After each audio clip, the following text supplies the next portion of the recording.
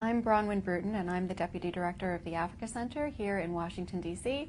I'm joined by Kelsey Lilly, our resident Ethiopia watcher, and we're coming to you today at another incredible moment in the Horn of Africa, in which something that I never thought to see has happened, and that is that the Prime Minister of Ethiopia, Dr. Abiy Ahmed, has declared Ethiopia's willingness to make peace with Eritrea and to honor the firm and binding decision of the Border Commission, which was made back in 2002, to hand over the territory of Badme to Eritrea. Perhaps even more surprising, Eritrea's president, Isaias Afwerki, has reciprocated this offer and has changed the stance of Eritrea, which has always been to refuse any kind of dialogue with Ethiopia until Ethiopian troops are withdrawn from Badme. And he's agreed to send a delegation to Ethiopia to begin talks. Essentially, an incredible moment, a truly incredible moment in the Horn, and one that's been met with unmitigated enthusiasm and joy, I think, from all sides. Yeah, and Bronwyn, we should mention that you have a New York Times op-ed out this morning called "A Peace Best Delayed," so we certainly encourage everyone to read that, and we're interested in kind of having a conversation about that. Yeah, I want to say that I really wish that I hadn't had to publish this article today. My preference would have been to wait 2 weeks so that we could have had, some real celebration before we get to the pessimistic part of the conversation. But I do feel pessimistic, actually, about the prospects for a quick resolution of the border problem in Ethiopia. And the reason for that is that maybe I focus too closely on the subject, but I've spent a lot of time over the last few years talking to the various parties in this conflict, and I think it's important to step back, as I did in this New York Times article, which I encourage people to read because I don't want to go over that material again here.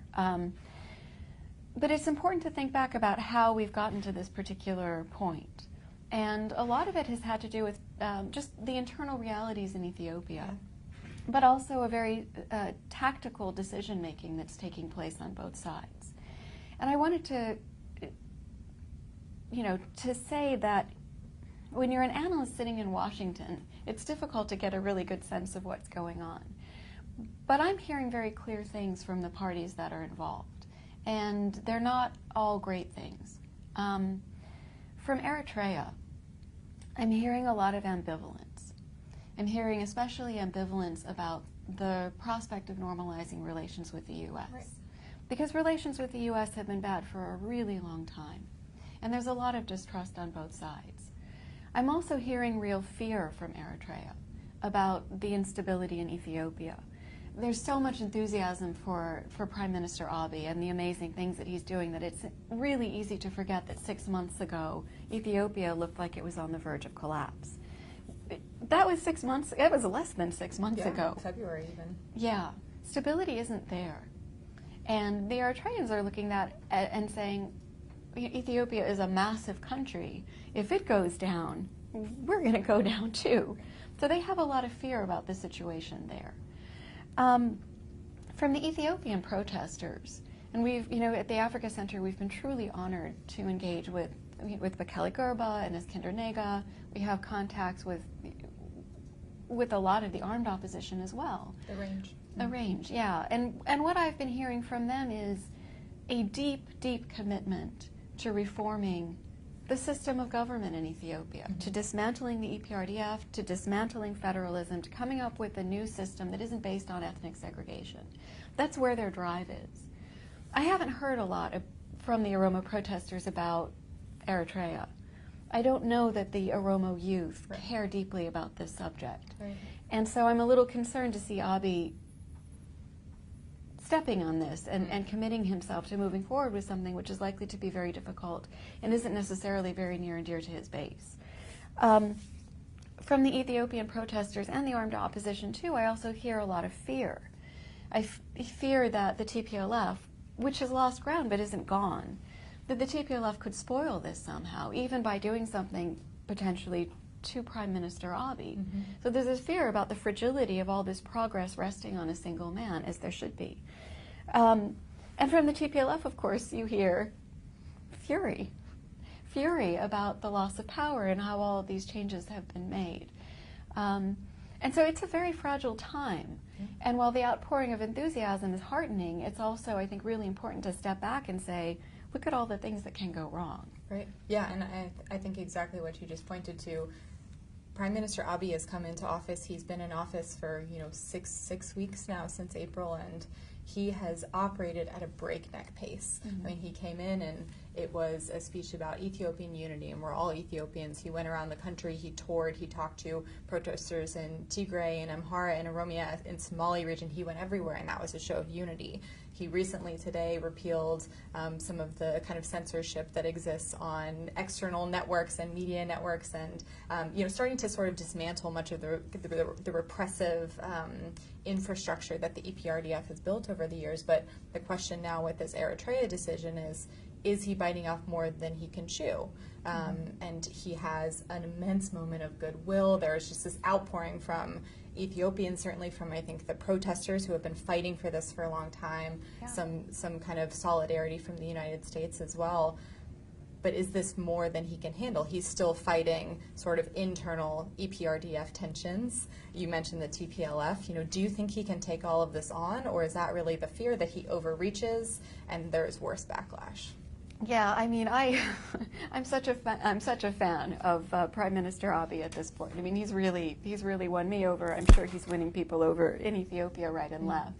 But I kind of wonder, I mean, when he came out and made this statement about peace with Eritrea, it's a statement that the Ethiopians have made many times before, and most recently Haile Mariam talked about a sustainable peace with Eritrea in April of 2017, and it's kind of an effort, I've always thought, to kick the ball into Eritrea's court, maybe with the assumption that Isaias isn't going to kick it back, because they've always had this firm position of no dialogue until the troops are gone. Right. And I wonder if Abiy is surprised that Isaias is sort of saying, yeah, let's talk. But it was a big deal, right? That, following a week or so of silence and kind of not being sure what was going to happen, the Eritrean government announced that it was sending a delegation to Addis, which is massive. I was surprised. It's a huge kind of hand. Yeah. So what's next? What do these parties have to talk about? Where do they go from here? Yeah, I mean, this is part of the reason that I feel really pessimistic. I'm not one of these people who says that Isaias doesn't want peace on the border because the conflict with Ethiopia is what allows him to keep Eritrea basically in a situation of no peace, no war, and in indefinite conscription. It allows him not to have democracy. I don't believe that. I've never believed that. But I do know from many, many years of engaging with Eritrea now, they don't move quickly. They do not move quickly.